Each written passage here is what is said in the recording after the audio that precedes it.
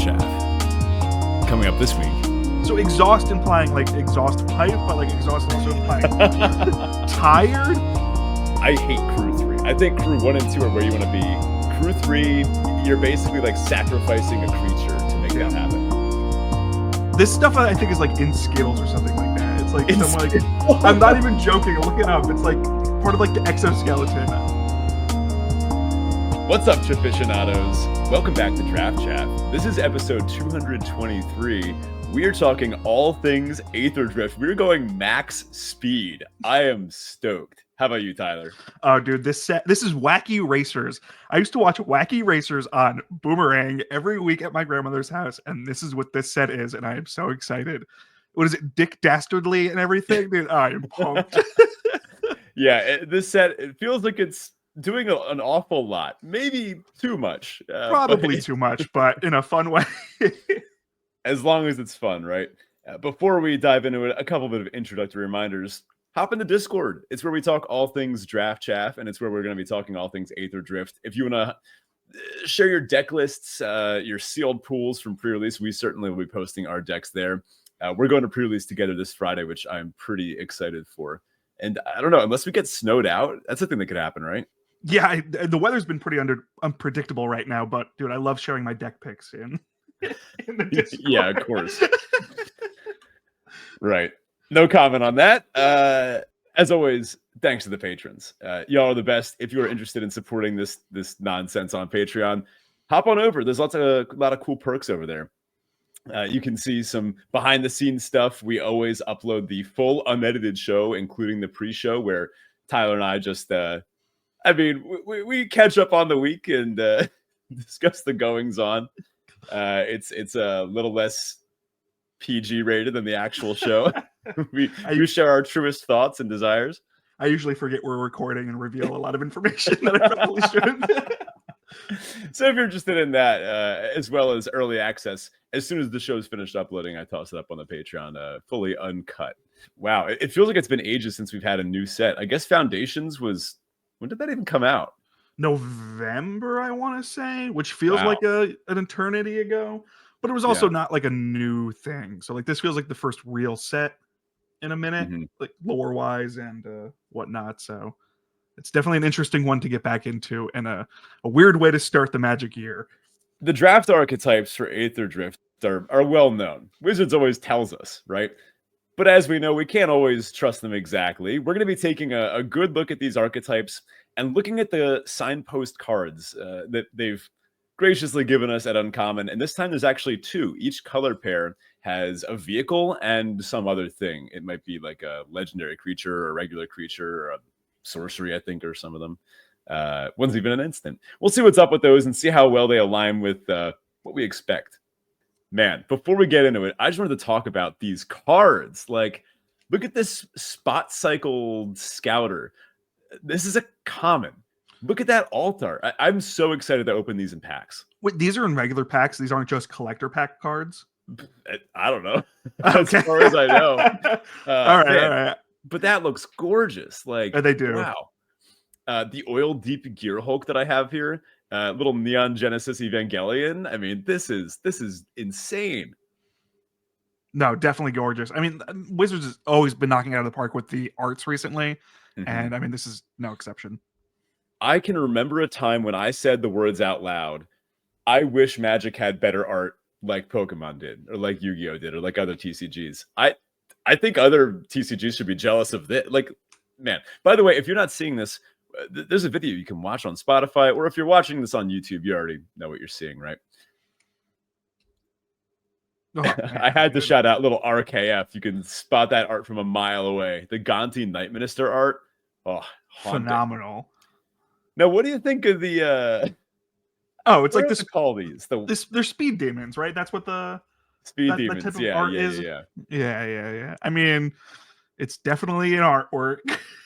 Did you see? Yeah. And by the way, not to jump off, did you see like the new secret layer that's like Hot Wheel Matchbox car vibe too? I did. There's a lot of interesting arts out there right now, and they definitely play into the themes of this set. But they are very hard to read. Yeah. I honestly don't mind these arts. I like that they exist for the people that want them. I like that they are wacky. And as someone who would rather have someone have an emotion evoked by the art of a Magic card than just see an art and go bleh. I think doing something weird is objectively a good thing, and whether or not these are for you, that's for you to decide. How did this get there? That's weird. Tyler's camera froze for a while, and I just had to toss this up. I was accessing my max speed in preparation for this weekend's pre-release. Right. I think we should just shout out really quickly the best card in the set, the Hot Frog, right? Oh, can we please get this off the camera? I can't look away. Sorry, wait, that's slide 8? Can you go to the next one real quick? Slide. Is this all Hot Frog? How many of these slides did you make? Is the whole slideshow just hell? Oh, we're back. Let's talk vector theory. So here at the Draft Chaff podcast, we like to analyze cards, decks, sets as a whole using vector theory. The idea of this theory is that cards have a strength and a direction to them, like vectors in physics or math. If you can unify the vectors of your cards such that your deck points in a certain direction and then build your deck in that way and then play your deck in that way, if you unify this vector across all aspects of the draft, the deck build, and the gameplay, you just win more. It's as simple as that. I can attest to it. Many people in the Discord can attest to it. Apply vector theory, you win more. Let's talk mechanics. Tyler, what is start your engines? What is this just like? What's that Lord of the Rings one again? So we kind of briefly talked about this. It is and isn't like the One Ring. So you are gonna have to kind of jump through some hoops to kind of get this going. But it also doesn't like this is more about the end game. It's not really the journey along the way as the One Ring was. Things only happen when you hit max speed. Max speed activates when you hit 1 when the card enters. It'll say start your engine. This will put you at 1. To move to the next level, you have to deal damage to your opponent that turn. So if you hit your opponent the turn you start your engines, you're going to go to 2. It can only happen once per turn. Next turn you get to 3. Next turn you get to 4 after that. So it's interesting.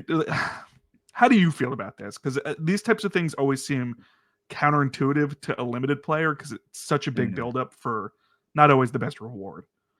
Yeah, I mean, let's think. I know there's 1-drops that have max speed. Let's say your opponent does nothing, right? You play it on 1. I don't think there's any hasty 1-drops that have this. So let's say you get it to 2-on-2, 3-on-3, 4-on-4, and then you're getting the payoffs turn 4 and after.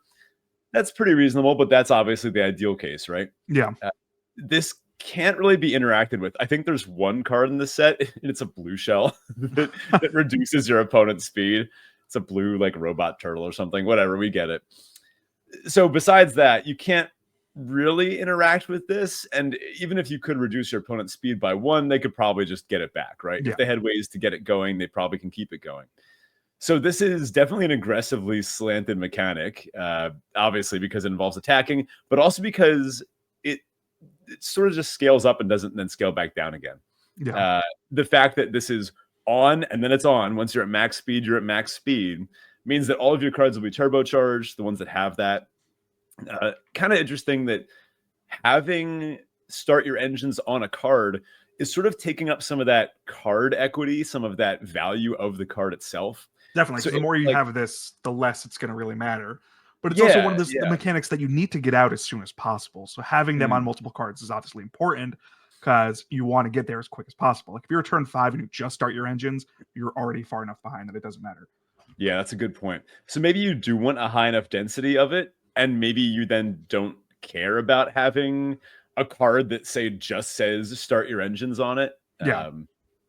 It's not like Lord of the Rings either, because where it's like the ring tempts you, and the ring tempts you, and you can kind of build through the ring. Like if you play multiples of start your engines, you're not continuing your speed. Like you're not restarting. Like these don't stack the way it used to. So yeah, I don't know. I'm curious to know how this is going to play out. It really depends on how fast the format is, too, I guess. True. Yeah. If the format is slower, but you're able to chip in damage, that could be a really interesting way that it plays out. That would mean that each player would spend more time at max speed. True. If you can build a deck that spends longer at max speed, then you get to take more advantage of your cards in their best state, right? And that's probably a recipe for success too. Definitely. Let's talk crew and saddle. Believe it or not, most of the cards don't even have the reminder text for crew anymore. All the higher rarity ones, there's too much other text on there. They cut it out. But as a reminder, crew means that you can tap any number of creatures you control with total power of the crew cost. Say Rover Blades here has crew 2, so power 2 or greater. You could tap 2 1/1s to do this. You could tap a 2/2. You could overtap by tapping a 3/3. You could tap all your creatures to crew it if you wanted to. That might come up sometimes. This vehicle becomes an artifact creature until end of turn, and creatures can't be attached to other permanents. Is part of the reminder text on this one because it's an equipment too. This is an equipment vehicle. This one's kind of wacky. Yeah. I think you chose like the most complicated one to add to the reminder Most text. Most of them don't have that last little line of reminder text there, but I thought this one was really funny. It's pretty cool that it gives it double strike, but also has double strike. It's a 2/2 equipment vehicle. This one's doing an awful lot of things, but crew can be done at instant speed, both on your turn, your opponent's turn, any moment in between. But saddle cannot. Unswerving Sloth here is a 5-mana 5/5 sloth mount. Of everything with saddle is a mount. And this one has saddle 4, which says tap any number of other creatures you control with total power 4 or greater. This mount becomes saddle until end of turn. Saddle only is a sorcery. So this one sort of dodges some of the gameplay weirdness that vehicles do. It's funny. I think Saddle was templated for Arena, where they know that they don't want to have to keep passing priority on your opponent's turn as they decide whether or not to crew their vehicle at every potential stop. Now, I'm so glad they brought back Saddle too, because it was probably one of my favorite mechanics when we were at Thunder Junction. And I'm glad to see it here too, because it fits perfectly for this thematically. You know, especially some of those racers that prefer riding animals over their race cars. Yeah. So next we have Exhaust. So this is something I used to like think about, like this type of ability when I was younger. It's like something you can only use once. You're going to exhaust that ability. So all the exhaust abilities are different. They all do different things. They have different costs, but you can only activate them once ever. Then you're exhausted. That's it. So, for examples here, we have Boom Mobile. It has exhaust X, 2, and then 1 red. It says this vehicle gets X. This vehicle deals X damage to any target. Put a 1/1 counter on this vehicle. Again, you can only use this ability once. A lot of these abilities are really strong for an activated ability, but you only get them once. So that's the payoff there. Something else that's pretty conveniently templated for digital play that'll work out nicely very online. true. It'll be highlighted and then it won't be. But in person, I think this will be pretty easy to track too. This is basically just Monstrous, right? Except now they have it on vehicles. Oh, wow. I honestly didn't think about that. Yeah, you're totally right. It's like a one-time ability. Now I'm mad. I don't like this anymore. Well, don't worry. It is on creatures too, but I guess that one could have just been Monstrous. Hazard of the Dunes. This one made me kind of think of it. It's a 4-mana 4/4, and it has exhaust 6 green. 6 and a green. That's awfully expensive. Put 3 1/1 counters on this creature. That's fine. Something else we wanted to mention, there's a whole slew of other funny mechanics, especially at higher rarities, but I think it's worth shouting out just so you're not too shocked when you see them at pre-release. Cycling is back. That one actually shows up at all rarities. A couple of these are just funny one-offs, but Exert shows back up. Basri, who is the champion of Amonkhet, a G-Sparked Planeswalker, of course has an Exert ability. Bloodghast is in this set for some reason. Oh, I didn't even see that card. What? And Bloodghast has landfall. I think it's the only landfall thing in the set. Interesting. Cursed Cloth Wrappings. I already know I'm going to love this card, but it gives a creature card in your graveyard Embalm. That's another funny Amonkhet callback. The Aether Spark. I don't even know what this card is doing, but if you like equipment and you like Planeswalkers and you like some other combination, it like attaches itself to it's a Planeswalker. The creature that you attach it to isn't a Planeswalker, but then this has activated abilities. The creature doesn't. I read this card. I'm like, I feel like I'm reading our custom Magic on Reddit right now. Wait, what was that sword from a couple sets ago? From that makes a Planeswalker into a creature. Yeah. I know. Can we start putting them both on? It was just infinite loop and like the game crashing. Let's put the sword on this, and then put that on a creature. Creature. Yeah. All Anywho, right, I'm gonna play some Sparky after this and see what I can do. I wanted to shout out a kind of funny cycle that was also in this set. There are vanilla legends, and these are just goofy. I'm so excited. I have a Vanilla Matters commander deck, so I'm just pumped for these. Yeah. There's a couple other vanilla creatures too, though, non-legendaries, which is interesting. Yeah, this is the first time we've seen this in quite a while. This, of course, is in reference to Muraganda, which is one of the planes through which the Aether chase. What is it? The something cup, interplanar cup, whatever it's called that they're doing here. One of the stops is Muraganda, and on Muraganda, that's a plane where no abilities are very important. So you actually have a bunch of vanilla ones. The white one, this is honestly fast enough to just read them all. The white one is 1 of the white for a 3/3. Cool, a little above rate. The blue one is 1 of the blue for an 08. Oof. The black one is 1 black for a 7/2. That can crew vehicles. That can crew anything. And it's a crocodile, so all right. Red, I mean, comparing the red to the black one here, red is a 1 in a red 4/1. What happened between red and black here? He became human because he's like bipedal. Like a dinosaur warrior. I feel like this is honestly the best one though, because it has the highest crew potential for the cheapest cost. It does. 2 to 3 is a big difference. Yeah. The green one, this one's beefy. 2 green for a 9/7. I mean, that's hilarious too. Did we basically have this last? What was it in the last one? Wasn't it like an 8/6? The dinosaur from Foundations. I don't remember. There was too many cards in Foundations to keep track of. That's fair. Well, with that, we are going to jump into analyzing the specific vectors here, and each of the vectors is a racing team. Lore-wise, we'll have a lore episode later on, I think. This one actually has some weird ramifications for the overall Magic story. Jace is up to no good. That being said, there are 10 racing teams competing for the Aether Spark, all trying to win this giant race that, begins on Avishkar. It was once called Kaladesh, but both in universe and in real life, there were some pretty good reasons for naming it. So Kaladesh is now Avishkar. Begins in Avishkar, goes to Amonkhet, then goes to Muraganda, and then all the way back out, finishing on Avishkar. That being said, I love the Guidelight Voyagers, our first racing team, the blue-white vector. These guys are, lore-wise, apparently robots that are all a hive mind. They supposedly fell through an omen path by accident and got separated from their home world, like the omen path closed behind them, and now they're trying to get back to their home plane. A lot of these have the new creature type robot, which is different than like a construct because, as the lore claims it, constructs are animated by magic, whereas robots are animated by code.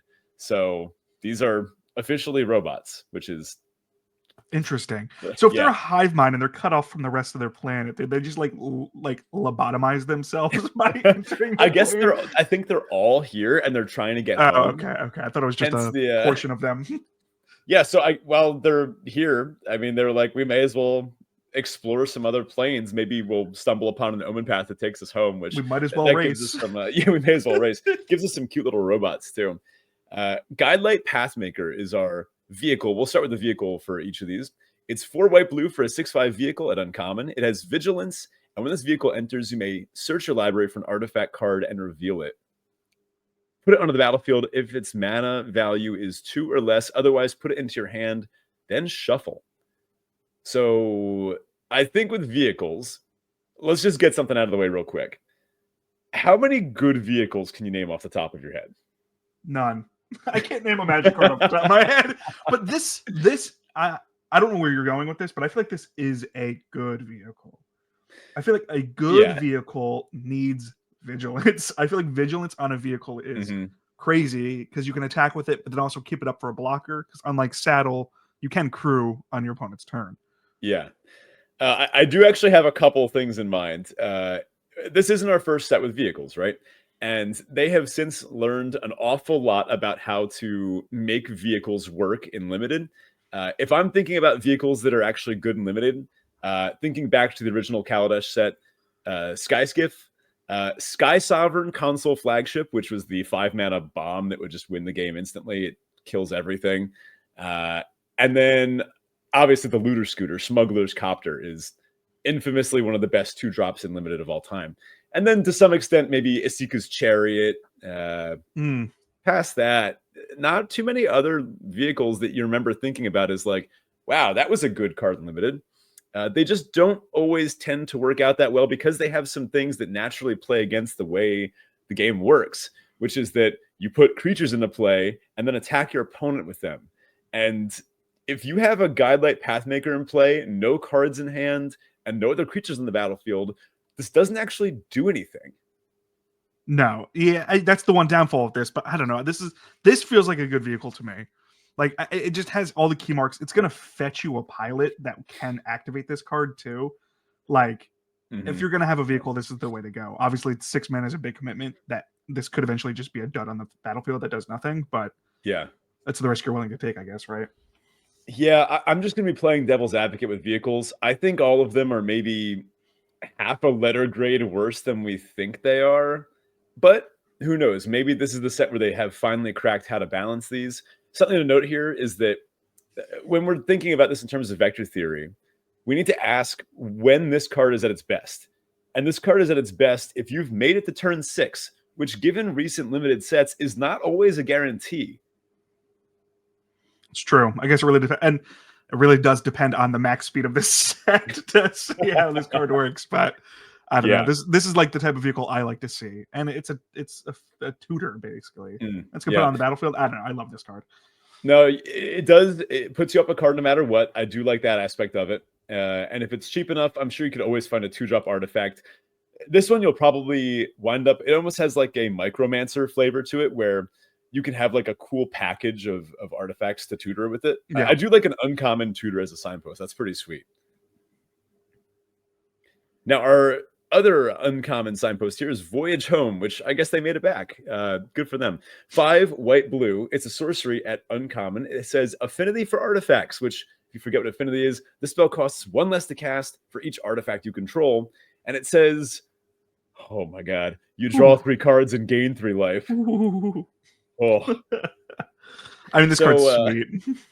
Yeah, you want to do this for 2 mana, obviously, but definitely. I think if you do it for 3, that's still sick.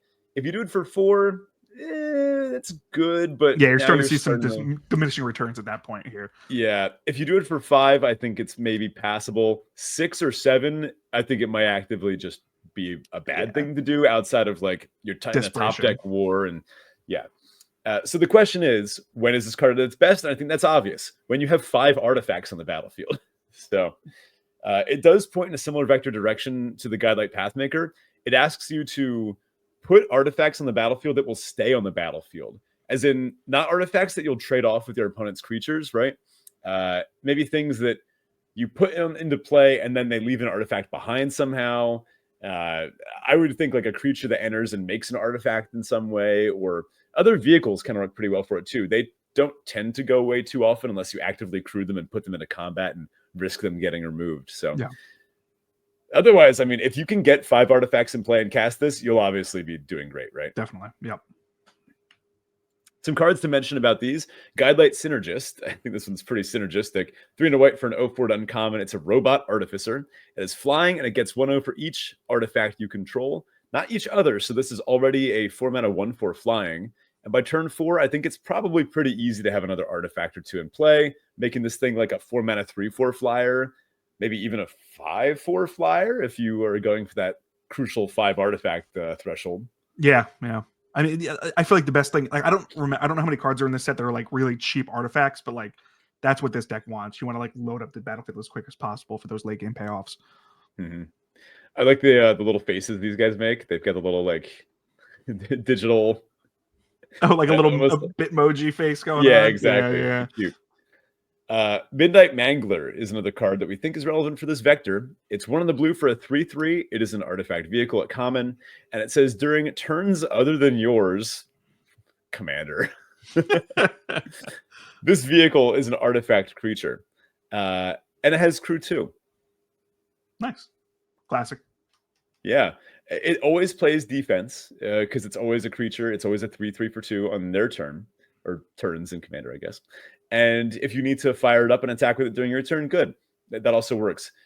This will help you get to the late game with a sizable blocker. Yeah. And yeah, if your opponent attacks with like a 4/3, you would trade this off. So be mindful of trading if you have those late game cards. But this is a pretty good thing to tutor out with the other thing, right? Good point. The Guidelight Pathmaker. Yeah, because this can also pilot cards because it's got 3. There's like always like a 3/3 for 2 mana in blue in a lot of these sets. Yeah, and this kind of fills that role. Usually they have a defender, but Crew's kind of like defender, I guess. Because yeah. This is a nice take on that. Yeah. Oh, right. Oh, we got Winter coming back. That's right. Okay. Winter. So if I kill that guy.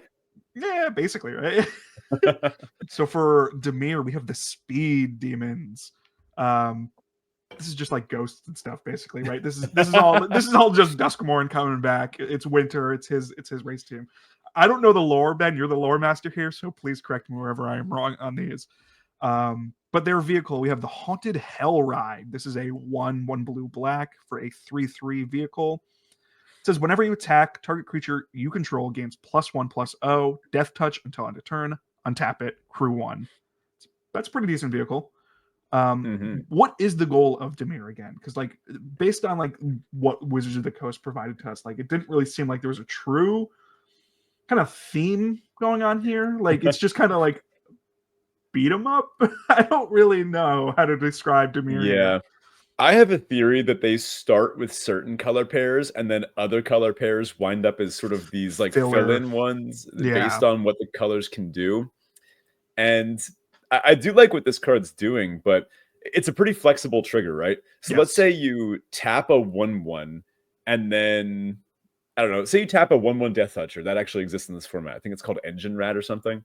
You tap a 1/1 Death Toucher to crew this, you attack with this, and then it says the target creature you control gets 1/0 and Death Touch and untap it. Yeah. You could choose to just untap your 1/1 Rat that crewed it. Yep. So no, it's got some great flexibility. Definitely, yeah. We also have Haunt the Network. This is 3 colorless, 1 blue, 1 black for a sorcery. Choose target opponent. Create 2 1/1 colorless Thopter artifact creature tokens with flying. Then choose player. Then the chosen player loses X life. You gain X life, where X is the number of artifacts you control. So yeah, I guess this is similar to what we saw in the last one. It's just trying to get as many artifacts on the field as possible. Get some value off of that. Yeah, it doesn't really feel like Dimir has like a true home. Again, like you're saying, it's kind of filler, but doesn't mean it's going to be a bad vector here. Oh, I did want to shout out Crew 1. That's what makes a vehicle like actually good, like actually playable. The ability for any creature. If you haven't had the experience of a vehicle sitting in play with Crew 3 and you have only like a 2-power creature on the battlefield and you're like, well, I basically mulliganed this game. Yeah. There's a lot of good vehicles too that like almost act as like enchantments on the field. Like they have like a static ability and like at least they're doing something. Yeah, like this one, right? It does something. Sure. Is this a vehicle? I mean, the I thought you were talking about the one we just switched to. Yeah, okay. Some cards that work well in this. We have Diversion Unit. So it's 1 colorless, 1 blue for a 2/1 artifact creature robot. Hey, they're back. It's got flying, but it also has an activated ability where for 1 blue, you sacrifice this creature, counter target instant or sorcery, unless that controller pays 3. So this is kind of leaning into like Dimir control, basically, at this point. And again, here we have Grim Bobble, right? There's bobbleheads in the, and this is not a bobblehead from the Fallout. This is a pun. It's a bauble as in like a magical trinket, but it's also a bobblehead. All right, see, Mr. Wordsmith over here. Yeah, an English teacher now. So for 1 black, when this artifact enters, target creature an opponent controls gets -2/-2. It also has 2 colorless, 1 black. Tap it and sacrifice this artifact to surveil 2. So I mean, this is like slow removal. It's still pretty decent. Like we have cards like Deadweight, and but those are like instant. Actually, no, Deadweight's at sorcery speed too, right? Deadweight, yeah, that's the aura, but like Disfigure is the equivalent. That's what it was, yeah. So I mean, this card seems fine. Again, it's going to get artifacts on your board for cheap. If this eventually does nothing, you can sacrifice it and get some value off of it. It's like what are those cards we had back in Thuros that had like each like ETBs does something, and second and scry. You know what I'm talking about? Omens. Yeah. There was like omens for each of the gods. They did something similar to this, like some type of ETB and then get an effect later on. So well, yeah. First of all, I'm not excited for the Esper Pixie deck to get to play 4 of these. That's going to be really Is that annoying. Why we talked about this in the pre-show? Well, just for this card. Look, I'm going to go turn 1 Llanowar Elf, and I'm going to go turn 1 Grim Bauble, turn 2 Esper, like Pixie, put it back in my hand to kill your next thing. And I'm like, ugh. I mean, my second note about Grim Bauble is I've heard of Disfigure, but this must be Dat Figure. Oh my god! Because it's a figurehead, a toy figure. I'm gonna let you stew in what you just said. The thing that I think these two have in common is that they both will sit on the battlefield for a long time. Yes. And I mean, you can crack the bauble or you can crack the unit if you need to, but these are both sort of like things you can just do when you have the mana for it. And in modern sets, you're not typically searching too hard for things to do with your mana. No, but these are what this deck wants to do. Like if we look at the uncommon or the uncommon haunt of the network, like we want to have as many artifacts on the battlefield as possible. These do something, but we don't have to activate them. Like we can just save them for that ultimate payoff. So that's the goal here with Dimir. It's kind of like a hidden mode on Diversion Unit. You can't actually cast something into this. Like if your opponent has this and you have like a removal spell in hand, you're not going to cast the spell when they have blue up. They're like that's just not how it works. Yeah.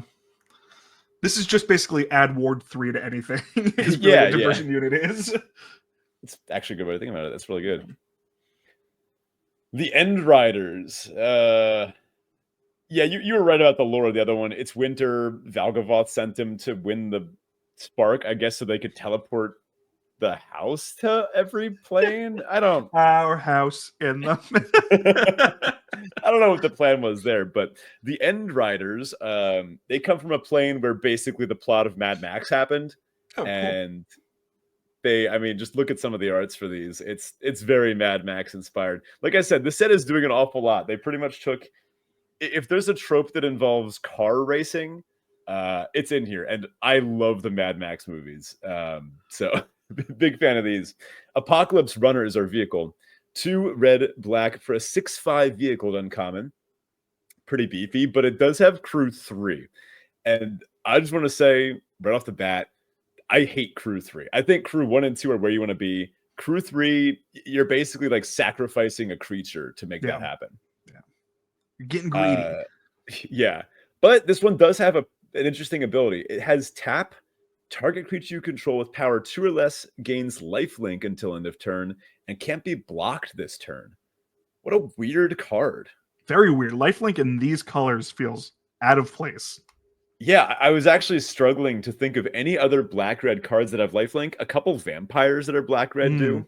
But besides that, I mean, this is a little out of place. But you know what lifelink helps with? Racing. Oh. Get it? No, I don't.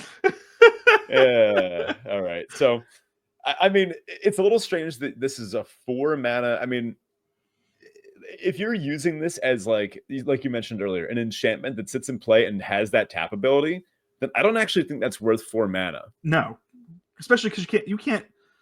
All right, remind me. Can you tap this right away? Because it's not a creature, so it doesn't have summoning sickness.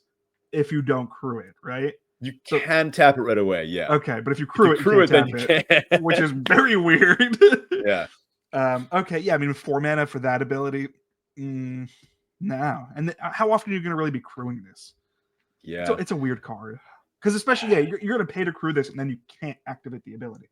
So it's like, it's big, but it doesn't have evasion. Like black-red, I'd want to see something like Menace, or isn't black-red going to be trying to start your engines and like chip damage in? Yep.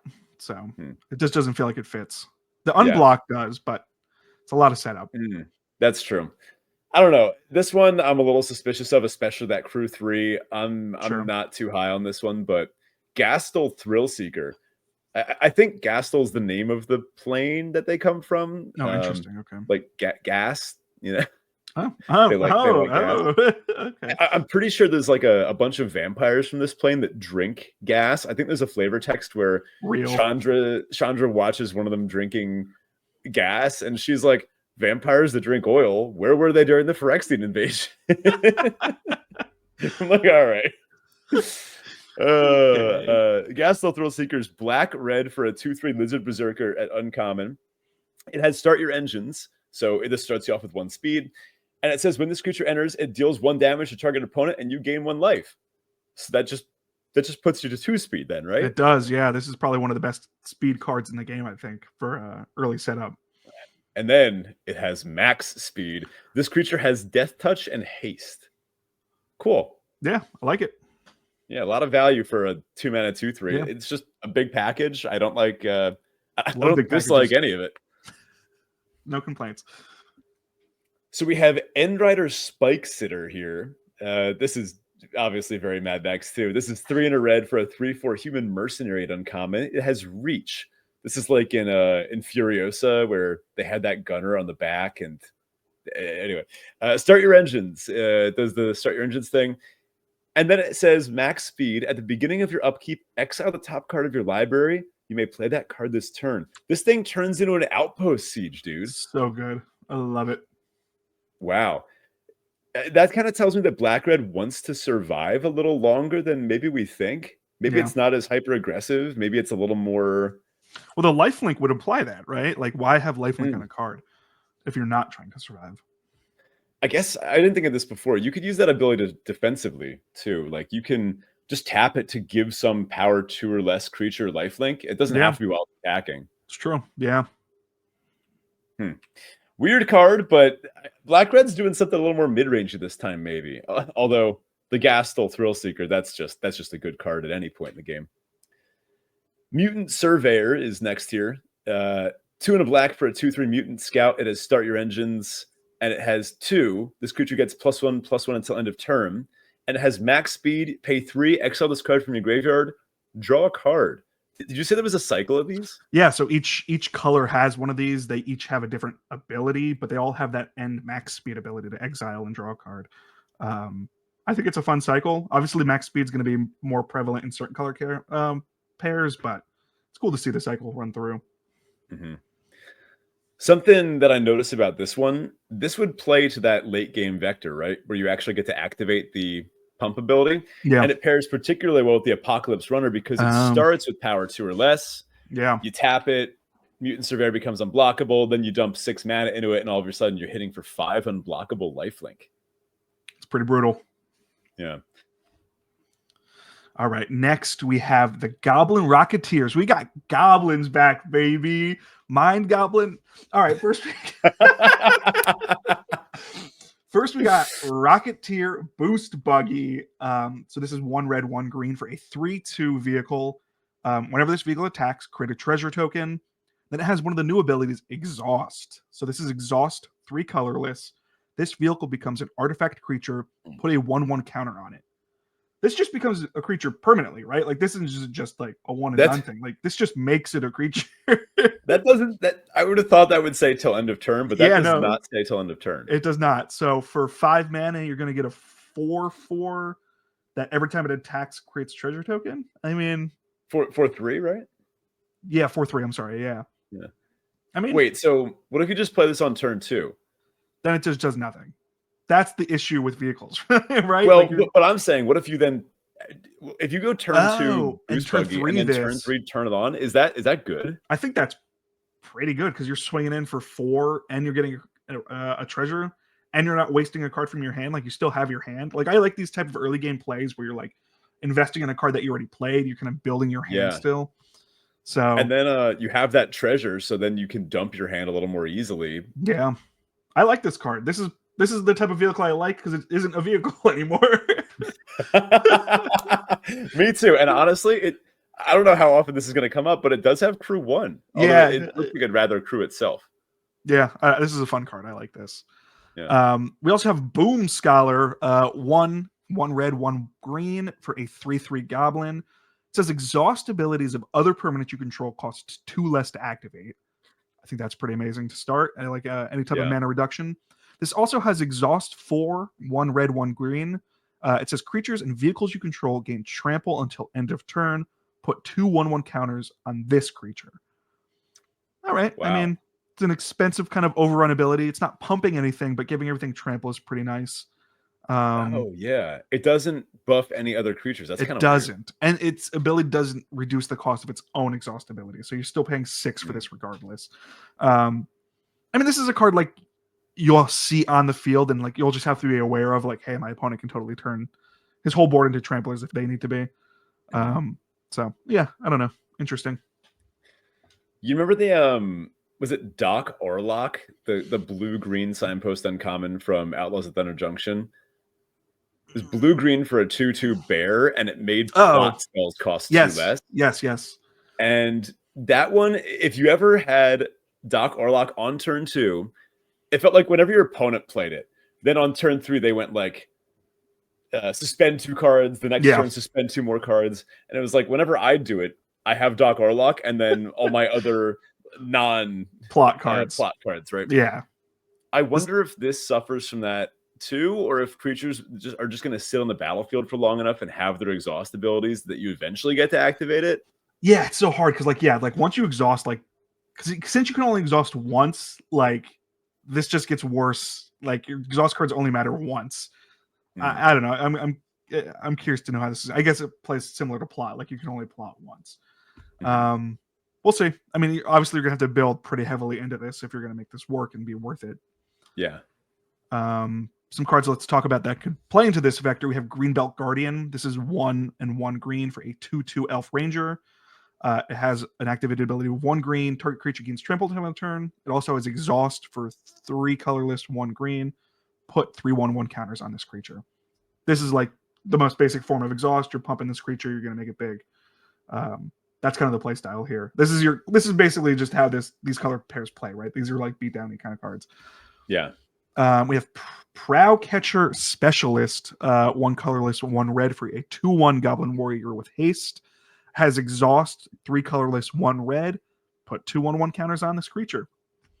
Yeah, that's what we're doing. We're making our things bigger. Only once. Yeah. I like that this one could be a 6 mana 4/3 haste in the late game if it had to be. Yeah. No, it's flexible. Yeah.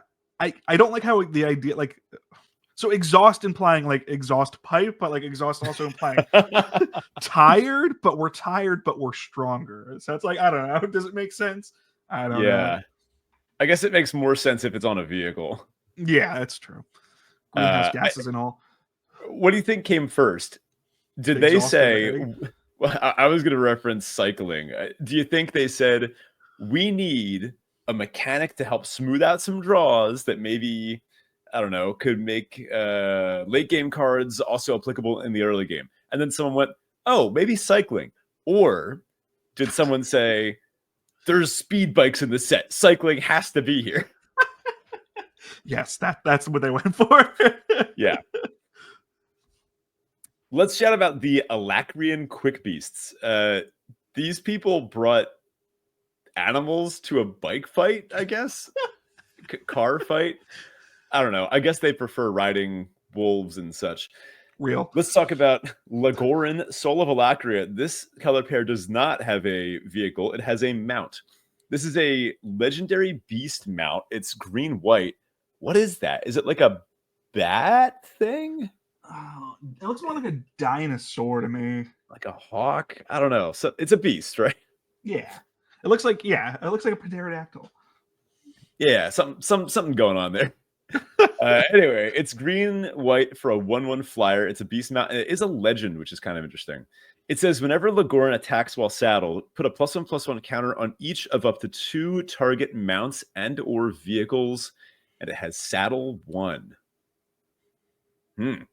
I like this. I mean, these are the type of abilities I love in green-white.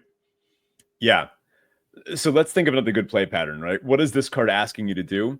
If you play this on turn 2 and then a mount creature on turn 3 as well, you tap that creature to saddle this, you attack, you put a counter on this and the other thing?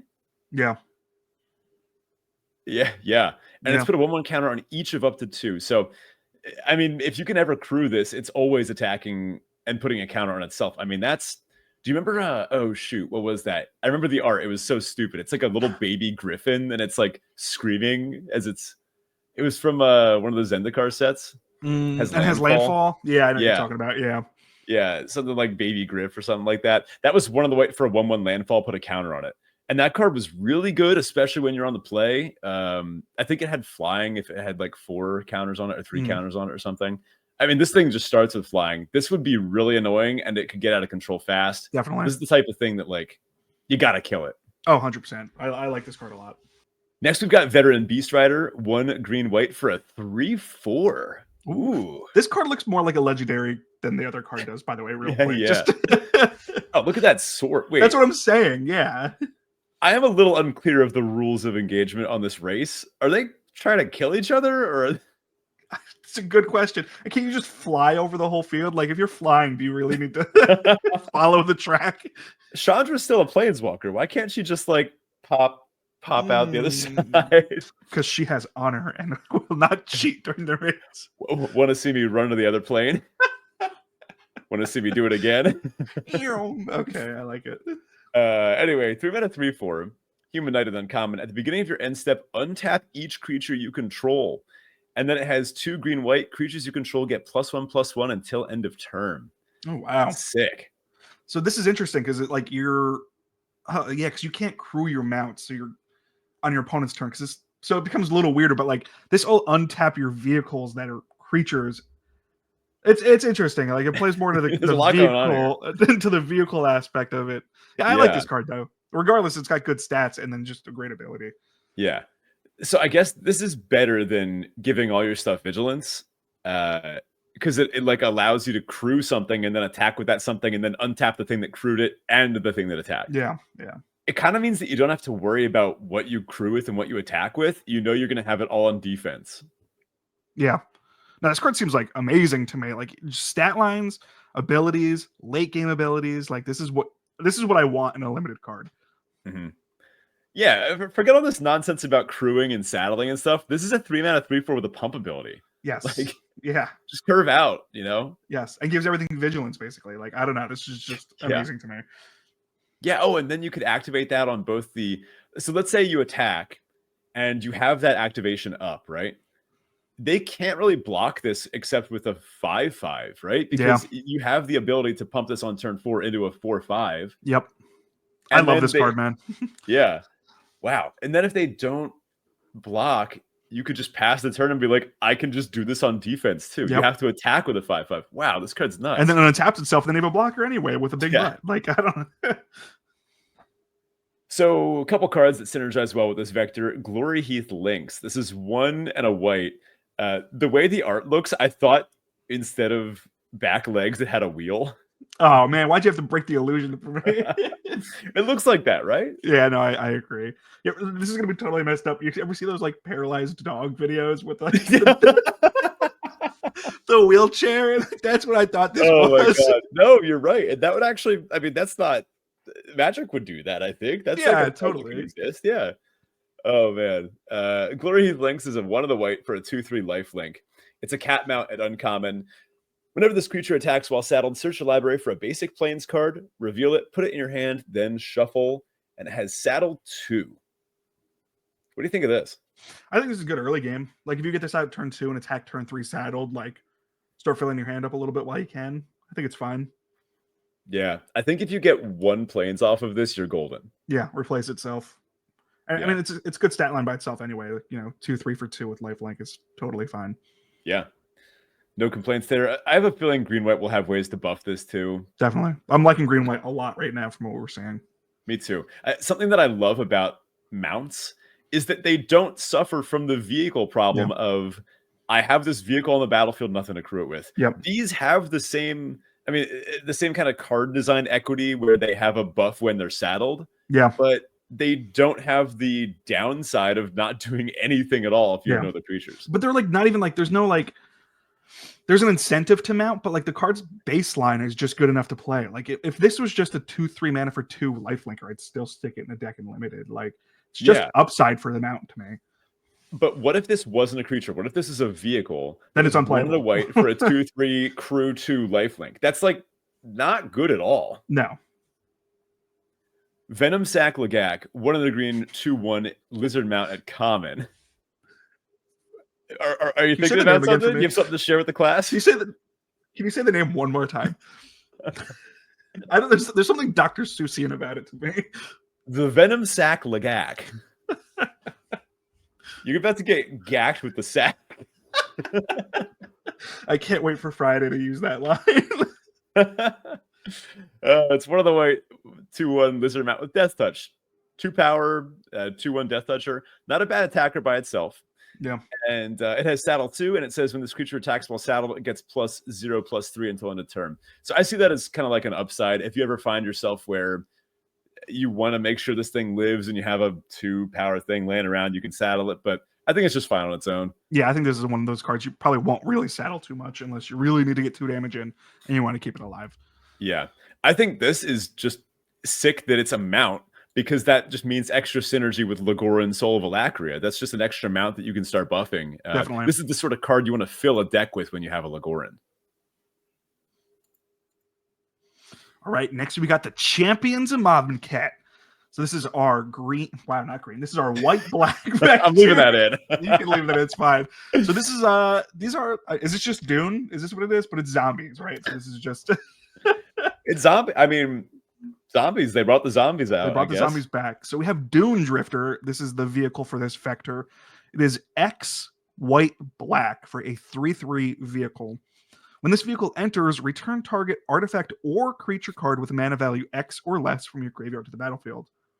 Love it already. I love an X, kind of reanimate spell. Flexibility. Cool. Definitely. Yeah. And it has crew too. Whatever. This is I don't. This is the vehicle part is kind of whatever. It's more this reanimator side that I think is more relevant here. We also have Embalmed Ascendant. So 1 white-black for a 1/2 zombie. Has start your engines because zombies love to race. What's happening in the art there? I feel like I don't know, but the one thing I do know is that zombies are notoriously fast creatures. So you trained to Busan, or like like World War Z zombies are pretty quick, I think. So yeah. So what does this do? So when this creature enters, you're going to create a 2/2 black zombie creature token. Oh, wow. Okay, so this is already a 2-for-1. This is great. Yeah. It also has max speed. Whenever a creature you control dies, each opponent loses 1 and you gain 1. Oh, wow. This is a great card. This is the type of card I love to see. This is really good. Yeah. So, I mean, these two, they just tell you what to do already, right? You play the Embalmed Ascendant, you trade it off with literally anything. And then on turn 5, you Dune Drifter to get it back, and then it makes another 2/2. Yep. Oh wait, and then the 2/2 can crew the Dune Drifter. Like it's all coming together. It's all coming together. No, this is like idealistic black-white type play. You reanimating, you're making minions that are going to die and drain your opponent out. I love it. I'm excited for this. Some cards we like with these are Broodcast Rambler. This is 4 and a white for a 5/4 vehicle. When this enters, you're going to create a 1/1 Thopter creature token. Again, this is kind of like a go wide synergy. You're going to want to kind of get the max value out of your creatures. There's sacrifice synergy as well. Another vehicle we have is Carrion Cruiser. This is 2 and a black for a 3/2 vehicle. Enters, mill 2 cards, then return a creature or vehicle from your graveyard to your hand. And we're back to Reanimator. Yeah. And only crew 1 for both of these. So the Rambler gets crewed by the Thopter, and the Carrion Cruiser presumably gets crewed by whatever you got back. Whatever you got back, yeah. No, I like it. This is like my idealistic kind of play style for this color pair. Yeah, just good value. Yep. This is a stupid one. We have the Keel Haulers. How dare you? Dude, they're like, all right, so lore, these ones are like sharks? I don't really know. I think they're more like sea folk. I don't think they're all shark, are they? No, there's like we'll see. There's like a manta ray one. I think there's a seal one. Let's talk about Boosted Sloop. They are crushing it with the names. This thing is this is awesome art too. It's like a schooner. Well, I guess technically it's a sloop. That's got rockets on it. It's like upside down or something. Like this is sick. Do a barrel roll. That's what it is. Doing a barrel roll. I don't know if this is playing off any kind of trope. It's just pirates. 1 blue-red for a 3/3 menace. That's nice. It has crew 1. And it says, whenever you attack, draw a card, then discard a card. 3 mana, 3/3 crew 1 menace vehicle. And whenever you attack, not necessarily this thing, but whenever you attack, you loot. Sounds good. No, and this is again the type of vehicle that's like a static ability that doesn't need to be activated. Like this is the way to play vehicles in my mind. Yeah. And then again, they got 3/3 for 1 crew with menace. Seems great.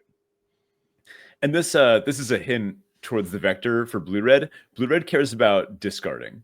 Yep. Whether that's through looting or cycling or rummaging, it likes you to discard cards. And Broadside Barrage sort of points us pretty strongly in that direction. This card is awesome. This is 1 blue-red for an instant at uncommon. It deals 5 damage to target creature or planeswalker. Draw a card, then discard a card. Oh, man. So simple, but so effective. It's clean. It's simple. 3 mana, deal 5, loot. I mean, in Foundations, the cancel with loot was one of the best cards in the set. Yep. Just it didn't seem like it was kind of innocuous, cancel with sets mechanic. That's the meme. But it's just so good, especially when there's draw and discard synergy, which there was in Foundations, and there is in this set too. So I don't see why this wouldn't maybe even be better than Refute, because I mean, this you can use retroactively against the creature that they've already cast. You don't even have to time it like a counter spell. Yep. Well, Refute would hit anything, right? Refute wasn't just creatures, was it? It was anything? Oh, yeah, no, it was anything. That's true. So maybe they both have some restrictions. And the mana restriction's a little tougher now, but it's still a great card regardless. Yeah, the Broadside Barrage, I also like that this is instant speed removal, which is notably useful against vehicles and mounts. Sorcery speed removal doesn't tend to do it against mounts and vehicles. Mounts, I guess it could, but vehicles not so much. Oh, this card. I don't like it. I don't like this one. I do not like the look of this guy. I don't like it. It's a flying pancake. Scrounging Skyray is a very good card, though. Wait, does it have hands? It's a ray. What are we doing here? We have talking, walking sharks, and you're worried about hands on a mana ray? Is that a foot? Okay, one of the blue. Ugh, it's a fish, not a shark. Rays are basically sharks. Oh my god, what is happening here? One of the blue, it's a 1/2 fish pirate at uncommon. It is flying, and it says whenever you discard 1 or more cards, put that many 1/1 counters on this creature. That's so good. Sounds great. Yeah. So turn 2, you play the Skyray. Turn 3, you play the boosted sloop. Immediately attack. It becomes a 2/3 flyer. This is one of those. This is one of those vectors that has like potential to be really strong, but also be like the worst kind of color pair you're going to touch. Yeah, you got to draw your cards in the right order, right? Yes. I didn't even mention this thing itself has cycling for just 2 mana, and I can't imagine. I guess you would cycle this in the late game out of desperation when you don't need a 1/2 flyer anymore. Yeah, you have like 3 cards left in your deck, and you're not going to be discarding and drawing. yeah, it's true. The other card that I like to point out here is this one's pretty sick. Thunderhead Gunner. It's 4 and a red for a 4/5 reach, so that's going to lock down the board pretty well.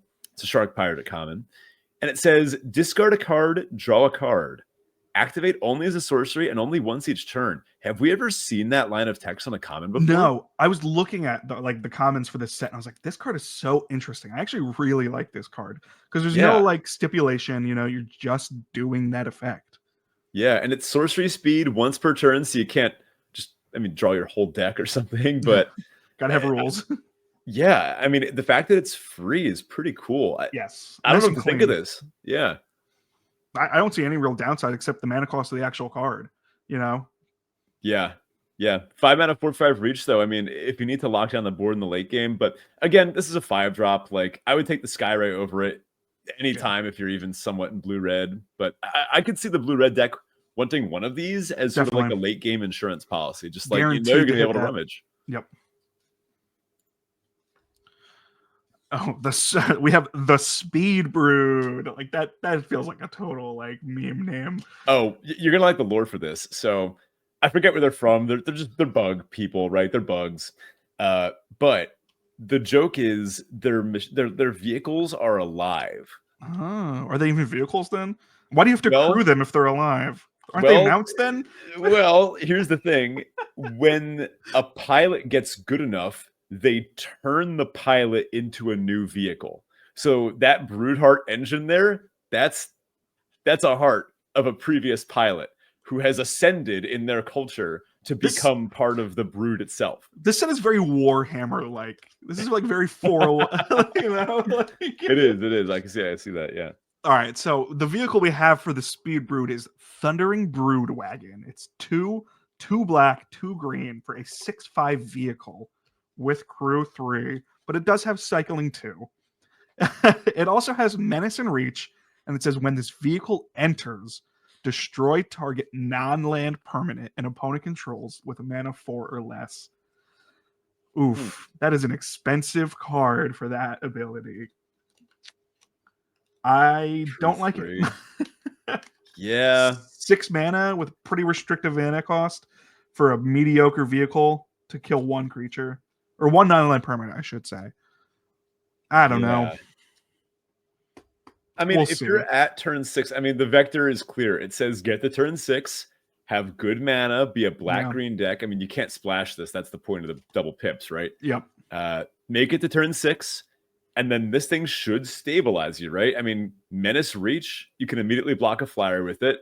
If your opponent's low enough, you can immediately swing. Yeah, okay. You know what I mean? It's just, we'll see.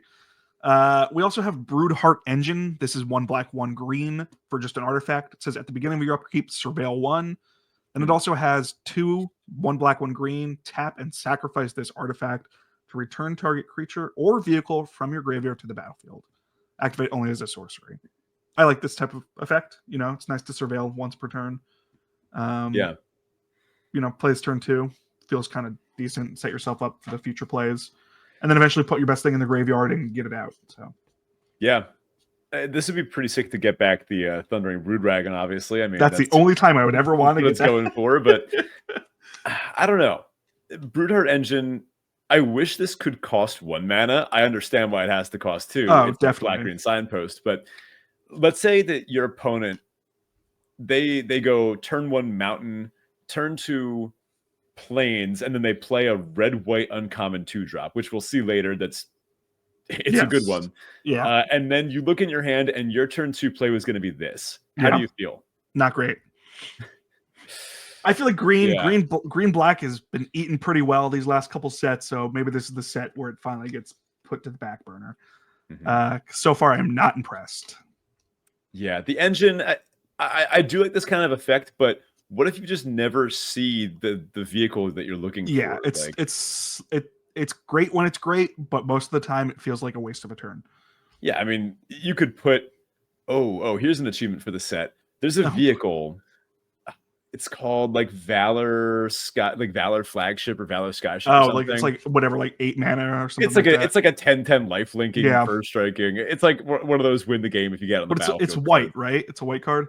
Yeah, so you play like Obzon Self-Mill Reanimator with that. You're basically playing the what is it, Grease Fang?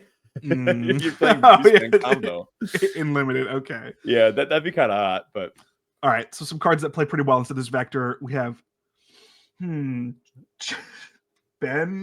I don't know. I think that's like a real word to describe like the carapace of insect. A bug. It is, yeah. Chitin or like chitin? This stuff I think is like in Skittles or something like that. It's like some like I'm not even joking. Look it up. It's like part of like the exoskeleton. Oh my god. Let us know in Discord. Like, comment, and subscribe if you know how to pronounce. You eat bugs in your Skittles. Oh my All right, god. whatever. That word Gravestalker. It is 5/1 black for a 5/4 insect warrior.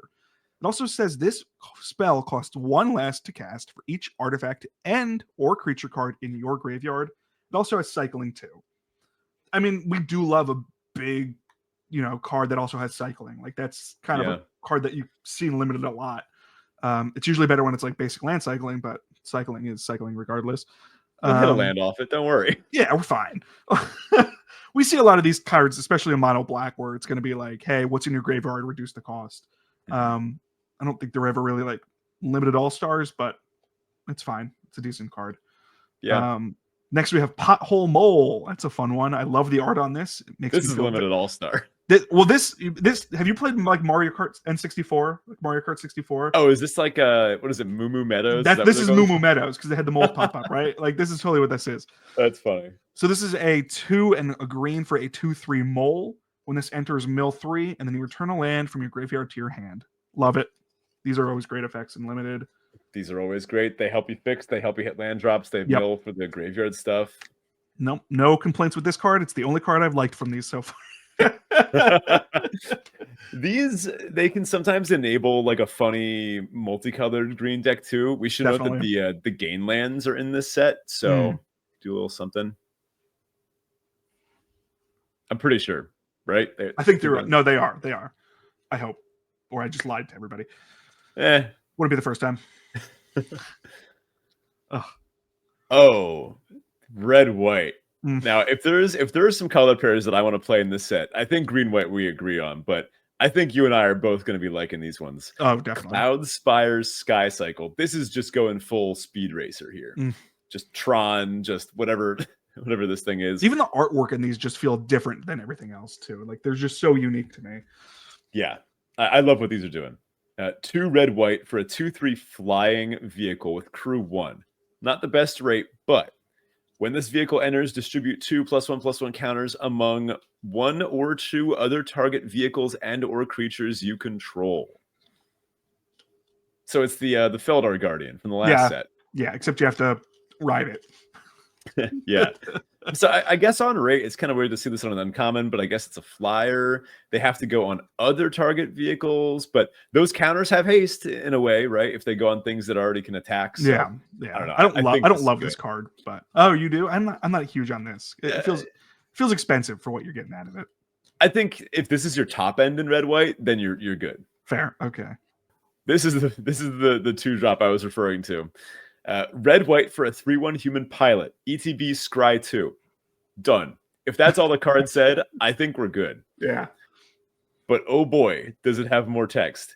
Tap, create X 1/1 colorless pilot creature tokens, where X is the number of mounts and or vehicles that enter the battlefield under your control this turn.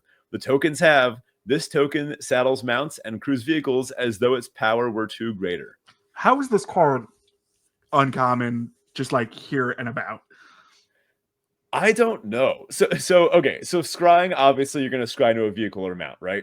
So the play pattern would go, turn 2, you play this. Turn 3, you play a mount or a vehicle. Tap this, make a 1/1. That can crew the thing. Next turn, give it, or even on defense, you can crew the vehicle that you played. This means that you can curve out with vehicles and not have to worry about whether you'll have a thing to crew them, which is one of the big downsides of vehicles, right? You have to make sure you have a creature in play, but this just says, nope, don't worry about it. I'll just pump out a bunch of tokens. And by the way, that's all in a 2-mana 3/1 that can attack very fine itself. Also, this can crew those pesky crew 3 vehicles that nothing else can. I love this, man. This card's insane, right? So good. I love it. It's interesting that they gave this the pilot word too, but didn't give it the pilot, ability that we've seen a lot. That's probably why they left it as a 3/1, because it kind of still works that way. But this card's just crazy, man. I'm so excited to get this going. How about Cloudspire Captain? Obviously, this is fitting the Cloudspire vector. Also, I love this art. This is the art this perspective. This is the art that made me love the whole Cloudspire art, thematic, the action shot, you feel the movement in the. Oh my god, that's you're exactly right. What a great. I mean, this is also pretty unique. How many Magic cards have art that really evokes this sense of movement? No, definitely, yeah. I feel like a lot of digital art these days feel very static, and it feels almost like a watercolor painting where it kind of flows at you. Yeah, I love it. Amazing. Yeah, if the art direction requested that this was some kind of weird field of view shot that evokes motion, 100% knocked it out of the ballpark. Nailed it. Yeah. 2 and a white for a 2/3 human piloted uncommon. It says mounts and vehicles you control get +1/+1. Nice. And of course, it has the pilot text for this one. This creature saddles mounts and crews vehicles as though its power were 2 greater. So with this, you actually kind of want to look for a thing that has crew 4 or saddle 4, because otherwise you're not really getting the full card value out of this. This has that ability to do it. You may as well put it to its use, right? Definitely. Dynamite Diver. It's red for a 1/1 goblin pilot. And it looks like this goblin is not making it out of this one alive. He's not even like riding anything right now, though. I guess he's jumping off his ship. That makes him a bad pilot then. Yeah. Well, it says this creature saddles mounts and vehicles as though its power were 2 greater, so that's nice. And it also says when this creature dies, it deals 1 damage to any target. When is this creature at its best? When your opponent is at 1, and then you attack and you win the game. But yes, this also just can sit around being a good pilot, and then eventually you could sack it or something. Or for 1 mana, this just has a lot of utility. I agree. I like this card. Finally, we have the Aether Rangers. This is our Simic vector. First, we have Rangers Aether Hive. It is 1 green, 1 blue for a 3/5 vehicle.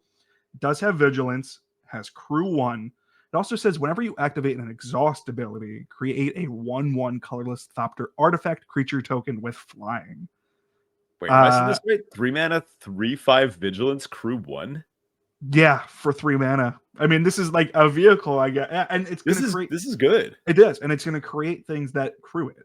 So, wow, it's a good little package. This is a vehicle I do like. Yeah. Then we have Serpent. Oh God, Ben, I can't read. Sky Serpent Seeker, which is a green-blue 1/1 snake flying death touch. Stop it there. It's already good for me. Good enough. Yeah. It also has exhaust 4. 4/4. Reveal cards from the top of your library until you reveal 2 land cards. Put those onto the battlefield tapped, and the rest on the bottom of your library in a random order. Put a 1/1 counter on this creature. Huh. Wow. Yeah, Turbo ramp. It's interesting. It's like why give this a flying and death touch? The exhaust ability seems so different than what it's trying to do. Like, I don't know. It's an interesting package. I guess in the early game, you trade it off if you need to, if you're getting beaten down by red-white. Yeah. And then in the mid to late game, this itself is an exhaust ability. So here's a nice curve, right? You go Serpent, Rangers Aether Hive. This thing has 1 to potentially crew the hive if needed. And then turn 4, you activate the exhaust ability, immediately make a Thopter. And then for the rest of the game, you have like 8 mana, and you can activate any other exhaust abilities that you need to pump out more Thopters. Also, I did remember one more good vehicle, and that was Aether Sphere Harvester, which seeing 3 mana 3/5, like it like awakened something in me. Yeah, I was like, wait a minute. That was a good one too, but that one had flying, and you could give it lifelink and vigilance and all that kind of thing. But I like how you can exhaust on your opponent's turn too. It feels pretty good. Oh, you can? It says only activate it once each turn. It doesn't say as a sorcery speed. Clicked. Yeah. Wow, that's good. And that actually, if you're playing a deck with yeah, exactly. If you have a deck with a bunch of exhaust abilities, look for expensive instants. Yeah, I like this a lot. Some cards that play pretty well into this. We have Keen. God, who lets me read things, man? Buccaneer, that's what it is. All right, there we go. Yeah. I am a 28-year-old man who can't read. This is a 2/1 blue for a 2/3 octopus pirate with vigilance. It has exhaust for 1 and a blue. Draw a card, discard a card, and put a 1/1 counter on this creature. Pretty straightforward. I mean, this Simic is just drawing cards, making your things bigger. A card I really like with this, though, is Elvish Refueler. This is 2 and a green for a 2/3 elf druid. It says during your turn, as long as you haven't activated an exhaust ability this turn, you may activate exhaust abilities as though they haven't been activated. Oh, wow. It's a lot of words, but you can just exhaust more than once. This also has exhaust 1 and a green. Put a 1/1 counter on this creature. So let me understand this block of text here. Yeah. As long as you haven't activated an exhaust ability this turn, you may activate exhaust abilities as though they haven't been activated. So that means you just pick your best exhaust ability and you can activate it once every turn. Oh. Maybe as long as you haven't activated an exhaust ability this turn, you may activate it. Yeah. Wait, so if you exhaust a creature and then play this, and then the next turn you can exhaust that thing that's already been exhausted. That's confusing. Seems like it. Yeah. Yeah. So kind of then rejuvenates it. Refueler, I guess that makes sense. Yeah. So then just by itself, you could just pay 2 to put a counter on this thing every turn. Wow, this is really good. I really like this card, but now you're hurting my brain trying to think how it works. you can't use the exhaust abilities because exhaust isn't sorcery speed, it's whenever, but with this card out, you can only do it on your turn. Like, that's going to create some confusion, Yeah. but just something to be wary of. I like this card a lot. I think this vector is going to be pretty interesting. I like the exhaust mechanic. And I think Simic kind of plays into it the best here, a little better than Gruul does. Yeah, I'd agree. Gruul would rather be like using its mana to cast creatures and then attack with them, whereas this Blue-Green seems to have the tools to sit back and rake in the value. Yeah. By the way, could you read the flavor text on Keen Buccaneer real quick? The secret to good pirating is being ready for anything. That and having 8 arms. So stupid. I like it. I love pirates. Let's chat top commons real quick before we wrap things up. These we're not going to do in any particular order, but for each color, we like to shout out some cards that we think might be some of the best ones in the set. Things you want to include in your sealed decks. Make sure you don't cut these. Ride's End is 4 and a white. It's an instant. It says it costs 3 less to cast if it targets a tapped permanent, exile target creature or vehicle. Unconditional, often just exile target attacking creature for 2. That's great. Yeah, love it. Collision Course, 1 of the white sorcery. Choose 1. It deals X damage to target creature, where X is the number of permanents you control that are creatures and or vehicles, or destroy target artifact. So 2 mana sorcery. This will basically always kill what you need to kill in white, right? You're going wide. You're making Flexible. things. Yeah, a lot of artifacts in this set. And Leonin Surveyor, 1 of the white creature, Cat Scout, a common. It is start your engines. And it says during your turn, this creature has first strike. So 2 mana, 2/2 first strike on your turn. And then it has it for max speed. You pay 3, exile it from your graveyard to draw a card. Another one of that cycle, right? Yep. Seems really strong for a 2-drop. A 2-drop that eventually cashes in for a card. No problem with that. I mean, white's not really one of those vectors that really cares about speed. So it's going to be a little harder than the other colors to kind of get there. But, once you start your engines, you're in that lane. Like, it's just going to be something to keep track for the rest of the game. Yeah. Top blue commons. There's a lot of good blue cards, I felt like, when I was looking through the comments here. So first we have Flood the Engines. This is 2 colorless and a blue for an enchantment aura. Enchant creature or vehicle. When this enters, tap enchanted permanent. It loses all abilities and doesn't untap. Pretty good. I mean, shutting down all the abilities is really relevant, especially on some of these vehicles that have static abilities. Good point. We have Nimble Thopterist. This is 3 and a blue for a 3/2 Veldirian Artificer. Ben, can you read that for me? I can't. I'm so tired. Veldalkin, thank you. Okay. When this creature enters, create a 1/1 colorless Thopter artifact creature with flying. Token with flying. Fine. Good 2 for 1. And then finally, Trip Up, me trying to read today. 3 and a blue for an instant. Target non-land permanent owner puts it on their choice of the top or bottom of their library. We see a lot of these cards. They're always pretty relevant and limited. And then it also has cycling for 2. I don't know when you'd ever even want to cycle this card. You'd always just use it as a kill spell. Definitely. Look at that lizard. What's going on there? He's getting tripped up, man. Yeah. The top black commons. I think Grim Bauble, pretty easily going to be one of them. Just 1 mana for -2/-2 is always a good effect. And then this is the upside of sticking around for bonus artifact synergies. Spin Out. 1 black, instant, destroy target creature or vehicle. Boom. Nice. Nice. Yeah. And then Engine Rat. Black for 1/1 Death Touch. It's a zombie rat at common. And it says 5 and a black. Each opponent loses 2 life. So it's good in the early game. It's good in the late game. It trades with anything. It's a guaranteed 1-for-1. And with big vehicles running around, I mean, if a rat gets in the engine, we know what happens to your car, right? I like this card.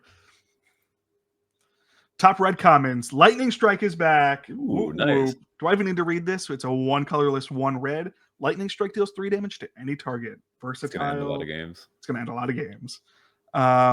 Gastro Blockbuster 3/2 for it's 2 colorless, 1 red for a 3/2 human berserker. When this enters, you may sacrifice a creature or vehicle. What you do, destroy target artifact and opponent controls. This is an interesting effect. I feel like we don't see a lot of these on creatures like this, but I think it's going to be pretty relevant in this format especially. And then finally, I put this card on here. I don't know how good this card is, but I love these effects. This is Pedal to the Metal. It's X and a red. Target creature gets +X/+O and first strike until end of turn. This is a fireball if it's unblocked. That's so annoying. It's a flexible combat trick too. Yes. This is one of those cards that if you see an opponent with one mountain And then any type of land, you're just going to have to play around pedal to the metal. You'll also notice pretty quickly if they have this on Arena, because it's going to give them priority every time they have a single red mana up. Stop metagaming Arena. Look, in paper that doesn't work, but God, remember, I think it was Tyvar's Stand was the last time we had a card like this. Yeah. And every once in a while, like a game just ends with some stupid cheesy attack where you're like, you're at 6, they attack with their 1/2, and you're like, yeah, I killed them on the crackback. I'm just going to take it. There's no way they have the... And then they always have it. Yeah. Tyvar's was better because it gave a destructible, I believe. But yeah, I love these type of effects because, I don't know, I always seem to catch somebody off guard with them.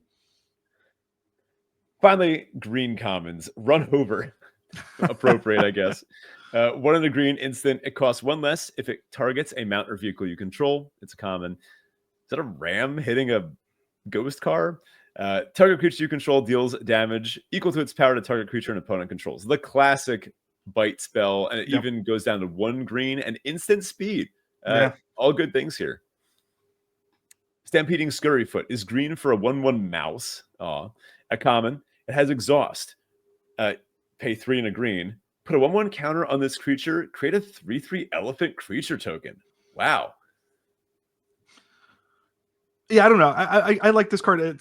Again, I put this together kind of hastily here. I think this is a good card for this type of ability. 5 mana for, a 2/2 and a 3/3. I think is a in the end. It doesn't look like the typical 2 bodies from 1 card type of card, but this is actually that, but more flexible. On turn 5, you're right. It is just 2 bodies right away. But you could also have this be 2 bodies on turn 1 and turn 4. And I think in a set with vehicles, just having multiple bodies on the field to crew them is pretty important. Pretty relevant, yeah. And then Pothole Mole. I mean, this type of effect, just a green 3-drop that guarantees your turn 4 land drop is always good. I mean, think of Spineseeker Centipede from Duskmourn. It was one of the best commons in the set. And that, dear listener, that is Aetherdrift. Wow. I'll admit, I got more excited for this set in doing this vector breakdown. I'm liking the look of it a little more, although I think there's something to be said, maybe not today because it's getting past our bedtimes, but there's something to be said about the vibe of this set, the aesthetics, and what they're trying to do here, what it means for Magic as a whole. But I don't know. It's goofy. It's fun, hopefully. And if the gameplay is good, then, that's all that matters, right? That's that. Let's hop into our Teferi Tibalt here. I mean, I think I may know one Teferi. It was a birthday of a certain podcast co-host. That's actually a Tibalt I hate getting older. Every year, closer to death, Ben. Oh, God. I'm very pessimistic about my birthday. Pessimistic corn, it's good. Right? Yeah, the pessimistic corn. There we go. No, it was good. Birthday was nice. It was my first birthday as a dad, which was interesting. So, those will only get better as the years progress, as, she's able to kind of express those things to me. But it was good. Buy you stuff? Yeah, exactly. That's what I'm saying. Where's my magic packs? What do I have a kid for? Not for buying you things. I would say that was probably my Teferi this week. Birthday was nice. It was nice seeing family. Tibalt is probably just work, man. I hate work. What are we doing? Why are we going to do this? I mean, we could talk about like political climate too, but I'm not going to because this is a family-friendly podcast. But we would not be able to keep it unheated for long. No. I would just say work, man. It's becoming a lot, especially coming home and not being able to kind of relax. But that's just life. How about you? I have a feeling I know you're Teferi and Tibalts too. So, well, my Teferi is that I have a delayed opening tomorrow. Yes, so that's. I mean, honestly, I don't even know if I'm going to push my alarms back. I might just wake up at the same time as always and do some grading. Just play some Magic, man, in the morning. Or I can play a little Magic. Honestly, what I'll really be doing is editing this episode. All right, there we go. Teferi, looking forward to this. I have been getting the Magic Club at my school going a little more. That's been pretty fun. We had our first draft, which that was a huge highlight. What'd you do? Foundations? We did Foundations. Nice. Good one. They loved it. Oh, good. Bringing them over to us, to the dark side. Yeah. They drafted some good decks, too. I had one student who drafted red-white with 4 helpful hunters and 2 of the red-white signpost. whatever I don't know names. The red white signpost, whatever it is. But Sure. it looked really good. I had a student pack one, pick one progenitus, and then try to do that. No. That's how you learn what works and doesn't work in limited. I decided to let them go with it. I myself was sitting in on the drafts, although I was drafting in the stead of a student who couldn't make it. I'll be judging the tournament. It's funny. The winner of the tournament is going to become club president. Ooh, I like that. As a resume booster, that's worth fighting for. Can I show up like an anime protagonist one day and like play against take them all down? Yeah, I decided I'm not going to be the end boss for this one, although it is a role that I do quite enjoy with these learning players. But I drafted a pretty good red-green deck. I have Skoos, I have Galta, I have Loot, just some good green rares and nice red kill spells. My Tybalt is school, as always. It's a thing.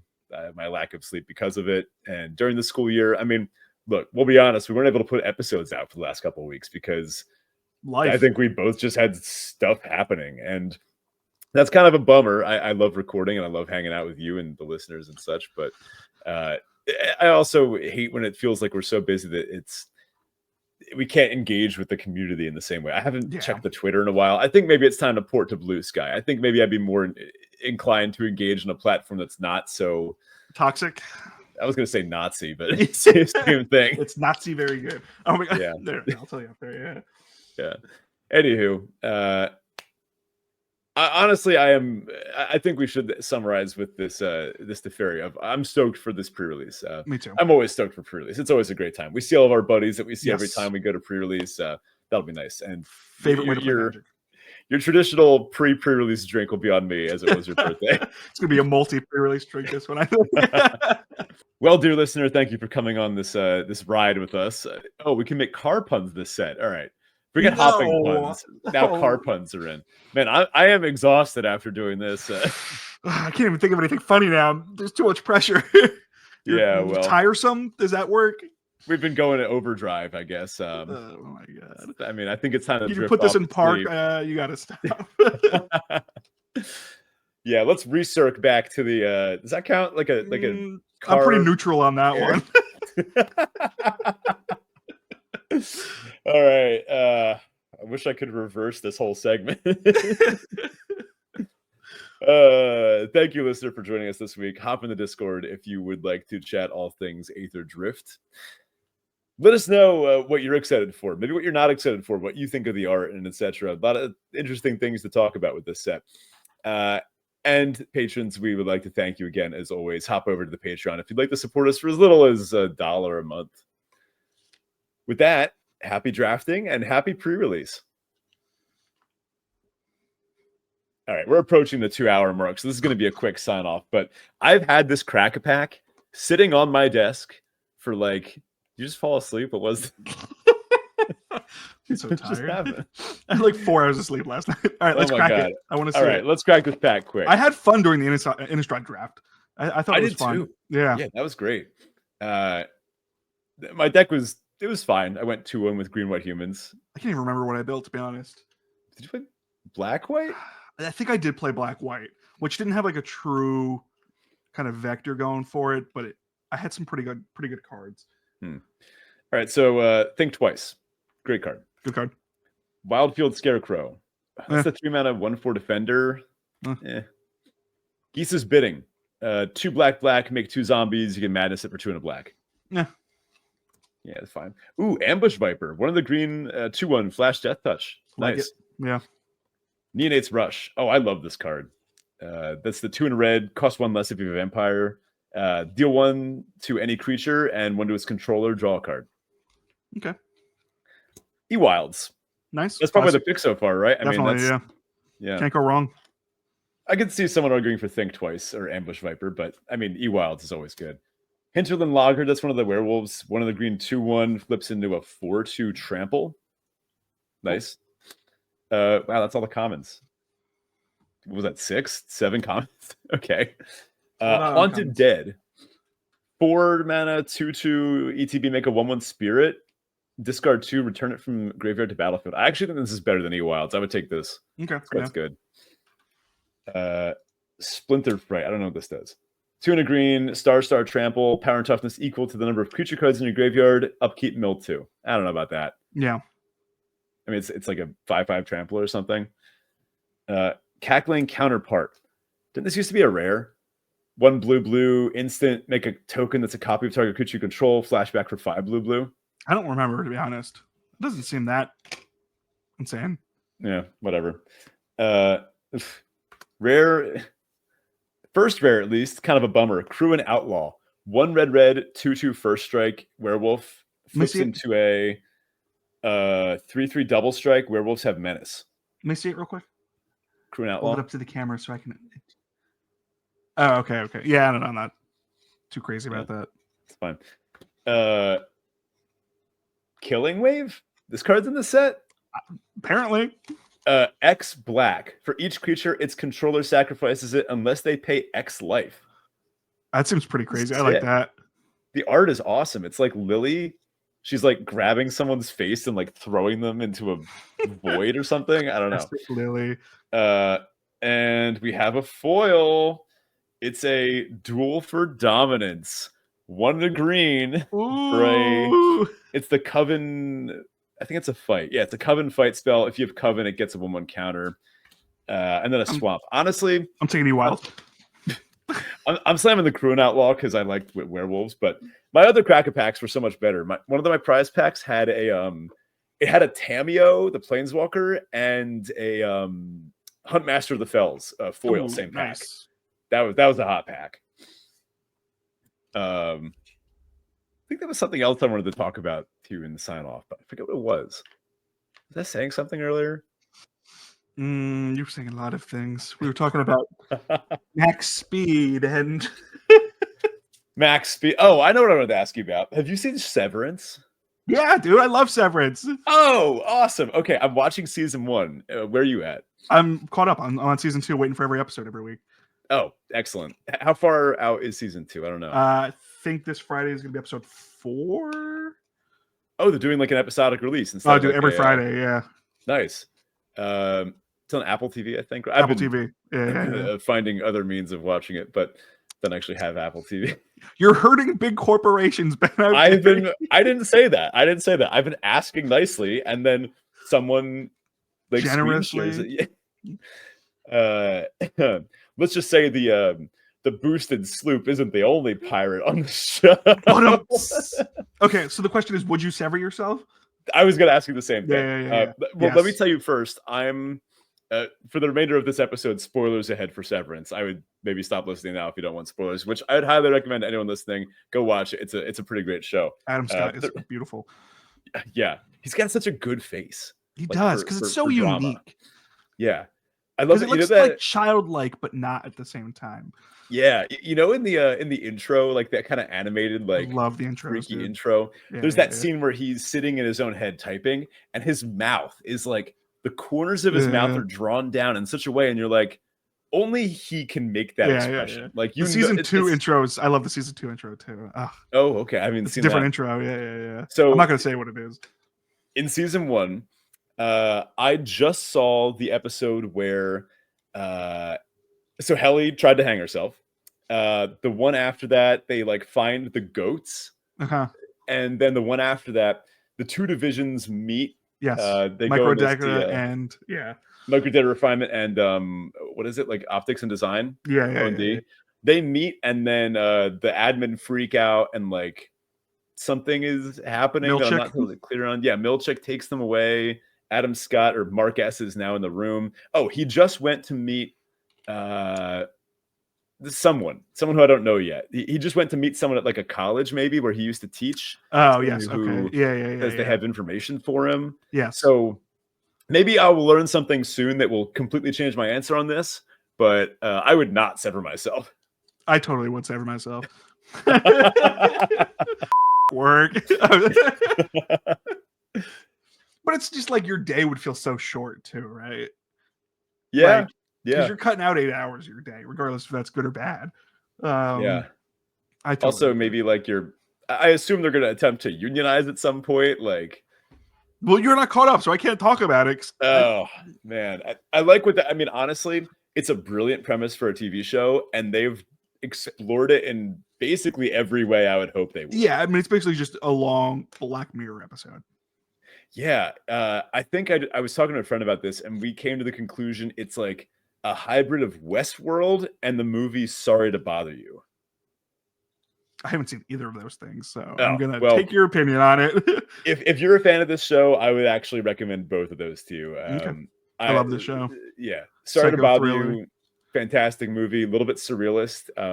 Westworld came out a while back, but it's got one of the McPoyles from Always Sunny as like a starring role. Oh, Jesus.